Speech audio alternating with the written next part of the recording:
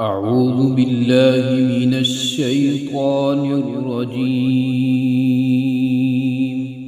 بسم الله الرحمن الرحيم. الرحمن علم القرآن خلق الإنسان علمه البيان الشمس والقمر بحسبان والنجم والشجر يسجدان والسماء رفعها ووضع الميزان ألا تطغوا في الميزان وأقيموا الوزن بالقسط ولا تخسروا الميزان والأرض وضعها للأنام فيها فاكهة والنخل ذات الأكمام والحب ذو العصف والريحان فبأي آلاء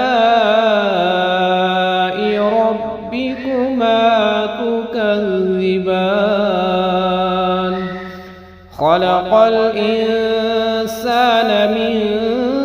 صلصال كالفخار وخلق الجان من مارج من نار فبأي آلاء ربكما تكذبان رب المشرقين ورب المغربين فبأي آلاء ربكما تكذبان مرج البحرين يلتقيان بينهما برزخ لا يبغيان فبأي آلاء ربكما تكذبان يخرج منهما اللؤلؤ والمرجان فبأي آلاء ربكما تكذبان وله الجوار المنشآت في البحر كالأعلام فبأي آلاء ربكما تكذبان كل من عليها فان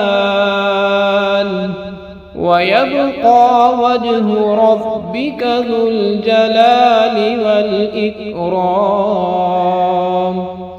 فبأي آلاء ربكما تكذبان يسأله من في السماوات والأرض كل يوم هو في شأن فبأي آلاء ربكما تكذبان سنفرغ لكم أيها الثقلان فبأي آلاء ربكما تكذبان يا معشر الجن والإنس إن استطعتم أن تنفذوا من أقطار السماوات والأرض فانفذوا لا تنفذون إلا بسلطان فبأي آلاء ربكما تكذبان يرسل عليكما شواظ من نار ونحاس فلا تنتصران فبأي آلاء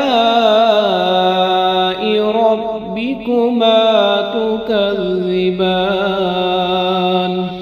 فإذا انشقت السماء فكانت وردة كالدهان فبأي آلاء ربكما تكذبان فيومئذ لا يسأل عن ذنبه إنس ولا جان فبأي آلاء ربكما تكذبان يعرف المجرمون بسيماهم فيؤخذ بالنواصي والأقدام فبأي آلاء ربكما تكذبان هذه جهنم التي يكذب بها المجرمون يطوفون بينها وبين حميم آن فبأي آلاء ربكما تكذبان ولمن خاف مقام ربه جنتان فبأي آلاء ربكما تكذبان ذواتا أفنان فبأي آلاء ربكما تكذبان فيهما عينان تجريان فبأي آلاء ربكما تكذبان فيهما من كل فاكهة زوجان فبأي آلاء ربكما تكذبان متكئين على فرش بطائنها من استبرق وجنى الجنتين دان فبأي آلاء ربكما تكذبان فيهن قاصرات الطرف لم يطمثهن إنس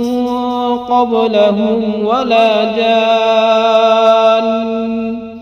فبأي آلاء ربكما تكذبان كأنهن الياقوت والمرجان فبأي آلاء ربكما تكذبان هل جزاء الإحسان إلا الإحسان فبأي آلاء ربكما تكذبان ومن دونهما جنتان فبأي آلاء ربكما تكذبان مدهامتان فبأي آلاء ربكما تكذبان تكذبان فيهما عينان نضاختان فبأي آلاء ربكما تكذبان فيهما فاكهة ونخل ورمان فبأي آلاء ربكما تكذبان فيهن خيرات حسان فبأي آلاء ربكما تكذبان حور مقصورات في الخيام فبأي آلاء ربكما تكذبان لم يطمثهن إنس قبلهم ولا جان فبأي آلاء ربكما تكذبان متكئين على رفرف خضر وعبقري حسان فبأي آلاء ربكما تكذبان تبارك اسم ربك ذي الجلال والإكرام